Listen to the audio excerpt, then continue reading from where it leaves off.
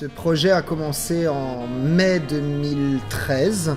J'étais un peu curieux, je regardais un petit peu ce qui se faisait du côté de Broadway.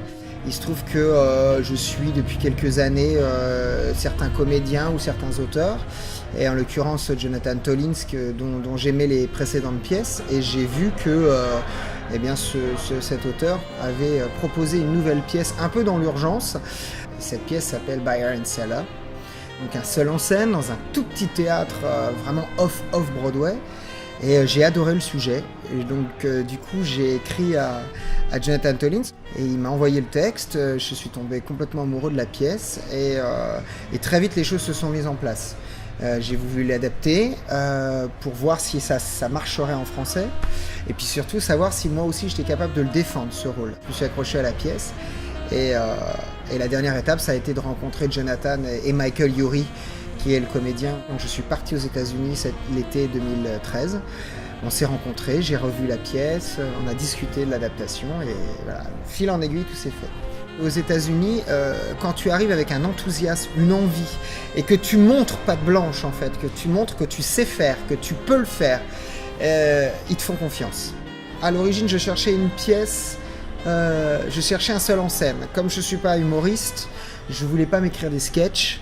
J'avais pas envie de faire un one-man show comme on dit en France. Et là, ce qui m'a plu, d'abord, l'histoire est absolument délicieuse. Et en plus, je jouais plein de personnages. Il n'y a pas que Alex, il y a tous les personnages qui tournent autour.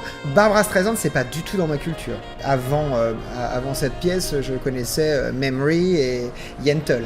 Mais c'était pas Barbra Streisand qui m'intéressait dans cette histoire. C'était la relation entre une star et son employé. C'est l'histoire d'un garçon qui est parti aux États-Unis pour vivre son rêve, qui vit les moments un peu difficiles d'un acteur, c'est la recherche de casting, beaucoup de refus, et qui un jour se voit offrir un job incroyable, celui de s'occuper de la garde-robe d'une star, en l'occurrence Barbra Streisand. Et il va rentrer dans un univers qui n'a rien à voir avec la réalité, sauf que Barbra Streisand, pour se protéger et s'isoler, comme beaucoup de stars de son acabit, s'est créé une réalité parallèle. Et Alex, qui vient de la vraie réalité, va petit à petit être happé par cette réalité parallèle. Et on va découvrir les vrais dessous d'une star.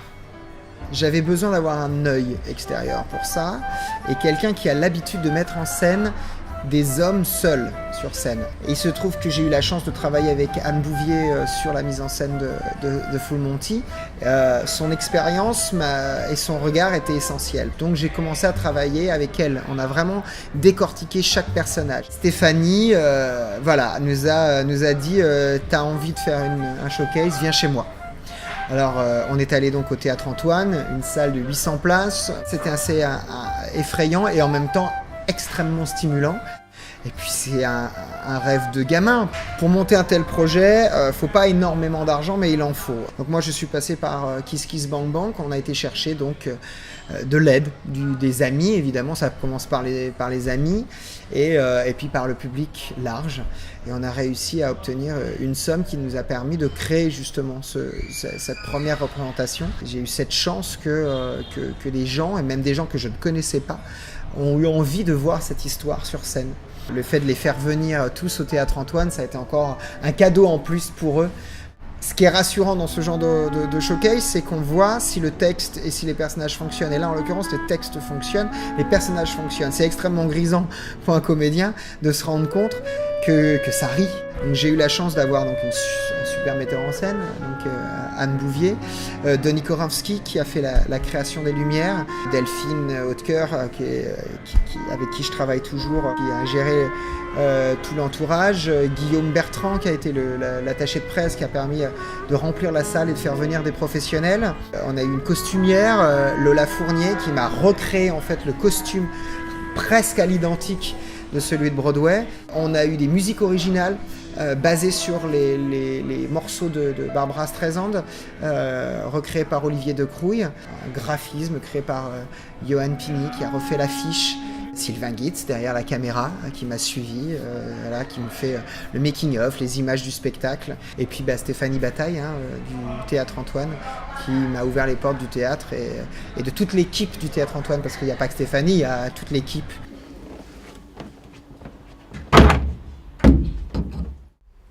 là, elle m'a fixé un peu comme Judi Dench dans James Bond. Ensuite, elle s'est penchée et m'a susurré comme ça. Elle s'appelle Barbara. J'ai signé direct. Oh, mais tu te fous de ma gueule! Je pouvais pas cacher ça à Barry, c'est quand même mon petit copain. Oh, il va falloir que tu te souviennes de tout! Tu effaces la carte mémoire sur ton portable, il faut que je trouve un moyen de cacher un micro sur toi. Non, Barry, arrête. J'aurais jamais dû te le dire. Oh mon Dieu, heureusement que tu me l'as dit! Vous êtes claustrophobe? Non, pas que je sache. Ça va venir. Les journées ici peuvent passer lentement ou rapidement, ça ne dépendra que de vous. Oui, j'ai vu qu'il n'y avait pas d'horloge, comme dans un casino. Elle n'aime pas être dépendante du temps quand elle vient ici. Ce ne sera pas le cas pour vous. Bonne chance. Je me suis retrouvé au milieu de créations de Cécile Beaton et Irene Sharaf. Des vêtements que j'avais vus sur des couvertures de magazines, des pochettes de disques, à la télé, au cinéma. Une petite marinière, avec un foulard noué en cravate. Un béret, un château de forme, genre retour à Broadway. C'était dingue, on m'aurait dit que l'Arche d'Alliance était cachée derrière un fauteuil, j'aurais été à peine surpris. C'est fou, c'était super excitant. Et puis très vite, c'est devenu chiant. Mettez la tête contre l'oreiller.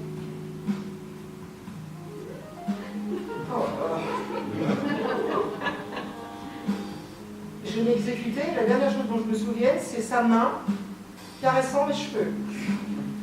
Je sentais ses ongles frotter contre mon cuir chevelu, un peu comme mon institutrice quand elle cherchait pour voir si j'avais pas des coups. Elle massait mon crâne. Et là, j'arrêtais pas de me dire, mais alors qu'est-ce qu'elle fait? Qu'est-ce que c'est que ce bordel? Est-ce qu'elle est en train de me séduire? Est-ce qu'elle va vouloir m'embrasser? Est-ce que je vais dire non? C'est bon? Oh là là. Elle avait les yeux rivés sur mes cheveux. Et là, j'ai compris. Oh! Vous êtes en train d'essayer la couleur de vos oreillers!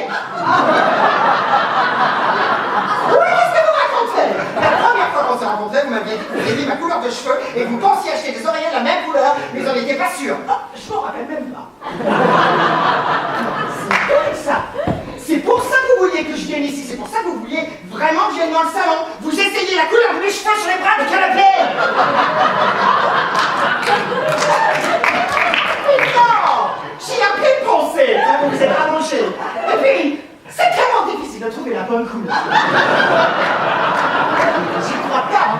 Bon Dieu, j'y crois pas. En fait, Barry avait raison. Vous vous moquez de tout, vous vous foutez de tout, je compte même pas. Qu'est-ce que je suis, moi, pour vous, hein?